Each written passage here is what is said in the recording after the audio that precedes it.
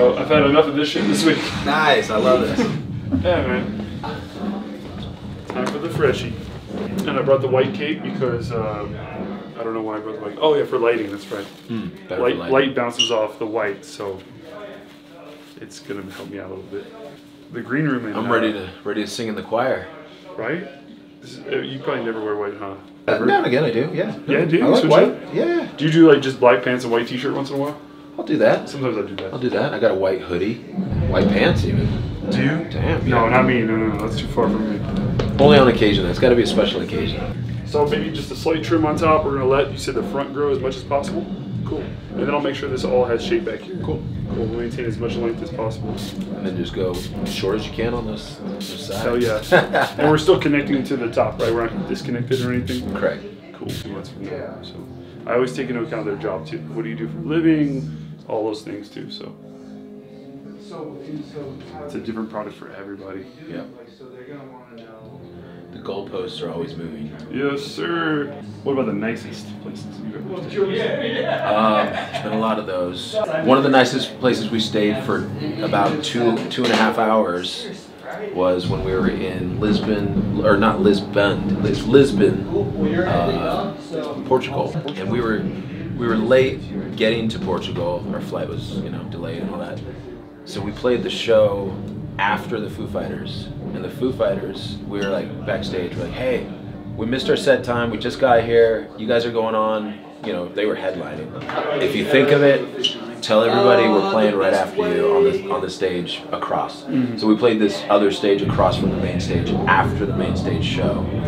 And as the Foo Fighters were playing and ending their set, they're like, as you guys go see our friends MXPX, they're right over there. And we started playing as all these people were leaving the set. It was pretty cool. So you could see them coming towards you. Oh, they were all coming towards us. Crazy. Yeah, it was badass. Huge crowd. It's like a good zombie attack. But then that night, when we went to the hotel, we only had about 2.5 hours till we had to go to the airport. And it was the nicest hotel we've ever been in.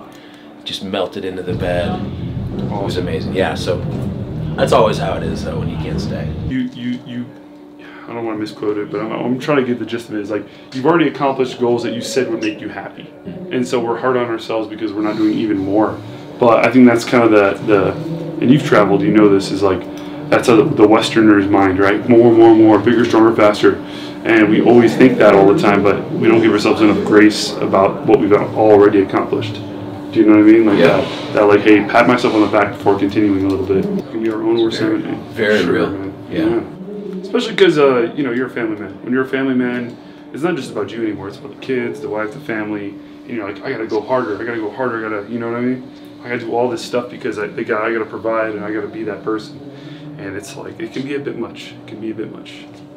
The Omen. Yeah. There's a book called The Alchemist. He always talks about omens and seeing things, and always like, it's kind of it's a philosophy book, but it's like it romanticizes the journey of the young man, and going out and finding his way, yeah. The journeys, or the hero's journey, they call it, right? I haven't read it, but I've heard a little bit about this book. The Alchemist? Yeah, it's a hugely popular book. Easy read too. It's really, really nice read. How much of your music is about your journey through life? I think most of my music is about the journey. I mean, that's all we are, is we're just on our way somewhere, building something, working on things, presenting those things. I don't really, sometimes I really overly think about it, but it's easy to get caught up in the romantic. I don't know if I said that right. You know what I'm talking about. I guess romanticizing the journey. Yeah, romanticizing it, and like, maybe that's what we do as humans. Probably women do it too, but I like see my son. He's so into the army and like being in a uniform and dressing up and having duty. Like, I've got let's go patrol the area. All right, let's go. And it's like, when we're older as men, we still kind of need that. We need a sense of duty, a sense of like, so what I'm doing matters. Like, I matter, what I'm doing matters. I need purpose. Yeah. some kind of purpose. I cannot just be here, you know. That's why I have a couple older gentlemen that are no longer with us in my family, and that's kind of how they were. They were just wasting away, and I'm like, you got to do something. You can't just kind of not do something. Like, you need to contribute. You got to be useful to the world somehow. Yeah, I was talking to Yuri a while back, and he was saying that he was getting tired. He would go to work, go home, not do anything, and just get tired. And it's like, you almost get more tired sitting there than if you can't, come over to the studio, play some drums, let's get sweaty. That actually pumps you up, even though you would think, okay, it's going to take my energy. It replaces your energy. Isn't that a scientific law? Like, something in motion stays in motion? Yeah, something maybe like that. That's what it is. Yeah, it's a scientific property of, like, if you stay moving, you're going to continue moving. Perfect, I like that. I didn't take anything out front, so that'll grow it up. Yeah, I noticed that too. And I noticed you picked up running as well. We talked about that last time, I think. You started running and stuff. And I work out and I try to run at least once a week because I feel like if I don't, something's wrong. I'll have less motivation. It gets harder the older you get though, man. It's like a mental thing. Last thing you want to do is go beat yourself up. Like, I gotta go outside, go run. Like, and then you're gonna be sore after that. And you know you're gonna be sore. And you know you're gonna be hurting, but you gotta do it because... That's the one thing that, as I listen to interviews from older people in their 50s, 60s, 70s, even 80s, the thing that they say is just, you gotta have your routine and find what works for you. It's not always the same thing, and you don't have to go hard, but you just gotta go something. Yep. And so, like, I'll do that. I'll just be, instead of like doing, this is my workout hour, I'll be like curling dumbbells for 10 minutes or something, and then I'll go do something else. And then I'll come back to it later and do some more dumbbells. And it definitely isn't like the best thing to do, but it's better than not doing anything. Correct. Absolutely. It's better than nothing. So it's just kind of like functional strengths throughout the day. Like, okay, I'm going to pick this up for a while, and then I'm going to go on and do other things. I feel like when you're on stage, you're getting a workout too, though, bro. Like, being on stage, you look like you guys are getting worked out there, bro. I hope so. No, it looks like you guys are getting worked. I mean, you guys... If you're like me, a little more loosey-goosey with, you got a lot of ideas, you want to make them happen, but it doesn't necessarily matter exactly how they happen. I think you have faith in the universe, bro. That's what it is. I think you just kind of know that your ideas will work out, right? I guess. Or at least honestly, the ones that need to work out will work out. Honestly, right? Like, when things go wrong, which they do all the time, I try to tell myself, you know what, this time tomorrow, this is going to be fixed. And I'm actually going to fix it, but I literally woke up today, anxiety, because of an issue. Texted my buddy, said, let's try this. He's like, okay, I'm going to do that next week, I'll get back to you. And I felt so much better just because I didn't sit there and dwell on the problem, a scheduling problem with somebody that works with us. I actually went to him and talked about it, and then it might actually be solved because I didn't sit there and dwell. I relate to that a lot. I think a lot of people relate to that. It's hard to get to that because, like, if I'm in the position where I'm talking to people and doing that kind of stuff and putting out fires, I can keep doing that all day.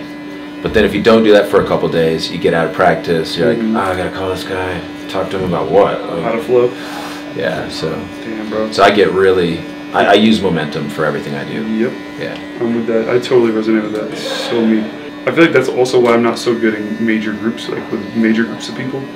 Because I don't want to do that. I don't want to have to go recognize that this needs to be done and then bring it to their attention and then have to find that momentum again with people. But that's life, and you have to do it no matter what, no matter who you're with.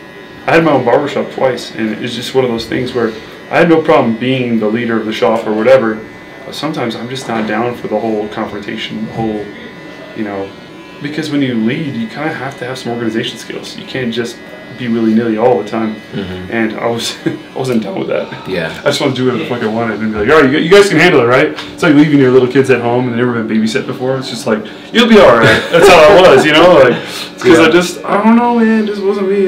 Couldn't do it. Mike, you got your pants on under there? Or you going commando? I got my pants on. I can't see from here. Next time I'm gonna cut his hair on the toilet. Make it really weird. Yeah, the candles clutch. I don't know, man. Hey, how you guys like the aroma of that candle, huh? It smells pretty fancy, doesn't it? It's really nice. It does. It made a huge difference. Like a Thank you. $23 candle? Yeah, I feel like I'm cutting hair at an area right now. I know what to get you for Christmas. I like the Goodfellow smell. It's nice. It's fucking goated. We got film Really? too. Oh my We got God. film too. He pulled out the throwback, bro. Wow, dude. Where the hell did you get that thing, man? The Family Dollar? What'd you get? I got this at the camera place. This thing is expensive. Crazy enough. This thing's like 30 bucks. Really? Yeah. Because no one does film anymore. So they're like, oh, you wanna do some true analog? Oh, that's it. I'm out of photos. That's it, huh? Yeah. Time to get them developed. There we go. Now we got some volume in there. I even brought some texture spray to it, powered actually.